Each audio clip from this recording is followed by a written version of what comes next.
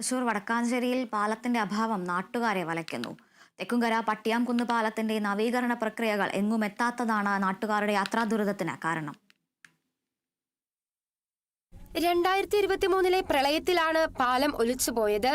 ഒരു വർഷം മുൻപ് പാലം പണിയുമെന്ന് പറഞ്ഞെങ്കിലും അടിഭാഗം കോൺക്രീറ്റ് ചെയ്ത് നാട്ടുകാരുടെ കണ്ണിൽ പൊടിയിട്ടതല്ലാതെ മറ്റ് നിർമ്മാണ ഘട്ടങ്ങൾ പൂർത്തിയാക്കുന്നതിൽ നടപടിയൊന്നും ഉണ്ടായിട്ടില്ലെന്ന് വാർഡംഗങ്ങൾ പറയുന്നു. പഞ്ചായത്ത് അധികൃതരും ഇറിഗേഷൻ വകുപ്പും കരാറുകാരും വരെ സാഹചര്യത്തെക്കുറിച്ച് അറിയിച്ചെങ്കിലും ഉത്തരവാദിത്വപ്പെട്ടവരിൽ നിന്ന് അനാസ്ഥ മാത്രമാണ് ഉണ്ടാവുന്നതെന്നാണ് ഇവരുടെ ആക്ഷേപം. ഈ പാലത്തിനു വേണ്ടി വാർഡ് മെമ്പർ പഞ്ചായത്ത് പ്രസിഡന്റിനെയും ഈ കരാറുകാരനെയും നിരന്തരം ബന്ധപ്പെട്ടാലും ഒരു അലസ മനോഭാവമാണ് ഇവരിൽ നിന്ന് നമുക്ക് കാണാൻ കഴിയുന്നത്. നമ്മളൊന്ന് ഓർക്കണം, ഈ നാട്ടിലെ ഈ വാർഡിലെ മിക്ക ജനങ്ങളും ഈ കാണുന്ന പാടങ്ങൾ അവരുടേതാണ്.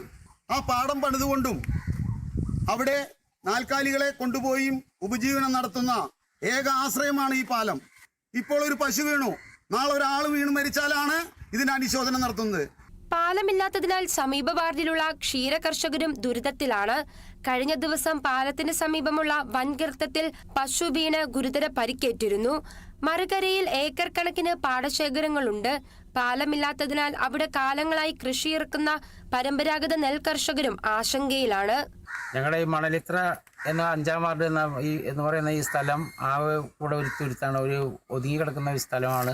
ഇതിലേക്ക് കൂടെ ഏകാതമായിട്ട് കണ്ടുകൊടുക്കുന്ന ഈ പാലാണ്. ഈ പാലം കഴിഞ്ഞ വർഷം അവർ പൊളിച്ചിട്ട് പോയതാണ്. അപ്പോൾ പണിത് തരാൻ പറഞ്ഞ് ഇതുവരെ ഈ നാൾ വരെയും പണിത് തന്നിട്ടില്ല. കന്നുകാലികളെ തീറ്റാൻ കൊണ്ടുപോകാനും മറ്റങ്ങളെ കൊണ്ടുപോകാനും ഞങ്ങൾക്ക് കടക്കാനും കൃഷി ഇറക്കാൻ പോകാനും ഭയങ്കര ദുരിതമാണ് അനുഭവിച്ചുകൊണ്ടിരിക്കുന്നത്.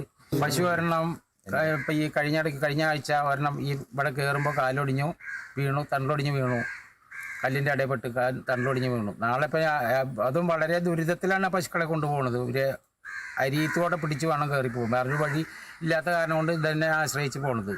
പൊതുജനങ്ങളുടെ ആവശ്യങ്ങൾ അവഗണിച്ച് അനാസ്ഥ തുടരുകയാണെങ്കിൽ ശക്തമായ സമരമാർഗങ്ങൾ ആവിഷ്കരിക്കുമെന്നും നാട്ടുകാർ പറഞ്ഞു. Kerala vision news, Thrissur.